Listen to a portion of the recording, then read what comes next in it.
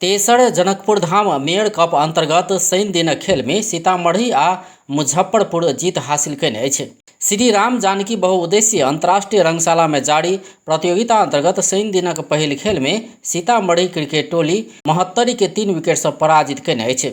123 run के लक्ष्य पछियोने Sitamarhi 19.1 over में 7 विकेट के क्षति में लक्ष्य पूरा कयने छल। एहिसँ पहिने बैटिंग करैत महोत्तरी निर्धारित 20 ओवर में 8 विकेट के क्षति में 122 रन बनौने छल। सीतामढ़ी के Priyanshu man of the match घोषित भेल छल। तहिना शनि दिनक दोसर खेल में मुजफ्फरपुर 70 पर 10 विकेट के जीत हासिल कयने अछि। 114 रन के लक्ष्य लऽ कऽ मैदान पर उतरल मुजफ्फरपुर 10.3 ओवर में बिना कोनो क्षति 119 रन बनाकर जीत हासिल कयने अछि। एहिसँ पहिने बैटिंग कयने 70 20 ओवर में 9 विकेट के क्षति में 113 रन बनौने छल।